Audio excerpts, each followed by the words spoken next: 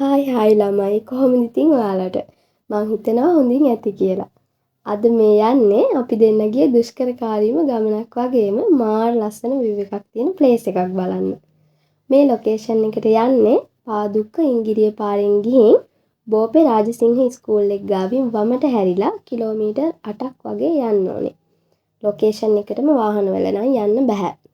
වාහන මග දාලා කිලෝමීටර් 2ක් විතර කැලේ මැදින් තමයි මේ ලස්සන ප්ලේස් එක බලන්න යන්න තියෙන්නේ. මෙයා නම් කලින් මේ ප්ලේස් එකට ඇවිත් තියෙනවලු. මගේ නම් මේ ෆස්ට් ටයිම්. මෙයා ගමනේ මගක් යනකම්ම කිව්වේ නෑ කූඩැල්ලෝ ඉන්නවා කියලා.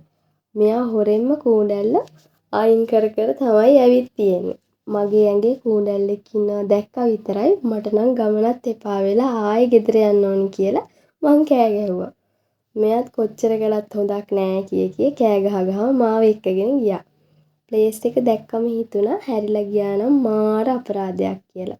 හිතා ගන්නවත් බෑ මේ වගේ නාගරික පැත්තක මෙච්චර ලස්සන තැනක් තියෙනවා කියලා. බලන්නකො view එක. වීඩියෝ එකේ පෙන්නනවා වගේ නෙවෙයි. ඊටත් වඩා මෙතන මාරම ලස්සනයි. වැස්සකුත් වගේ දැනුන නිසා අපි ඉක්මනට වතුරට බැස්සා.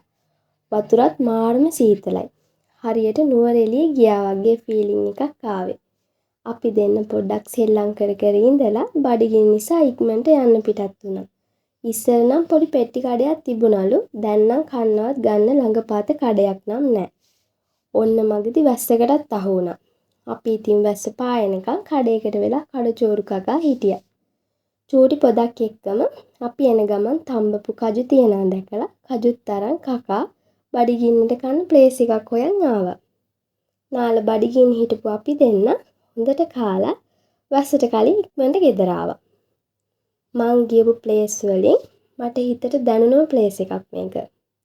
පොඩ්ඩක් ඔළුව රිලැක්ස් කරගෙන මේ බිසි ලයිෆ් එකෙන් මිදිලා සබා දහමත් එක්ක පොඩ්ඩක් තනි වෙලා හිත නිදහස් කරගන්න ඉඳලා හිටලවත් මේ වගේ ප්ලේස් එකකට යන්න ඕනේ කියලා මං හිතනවා.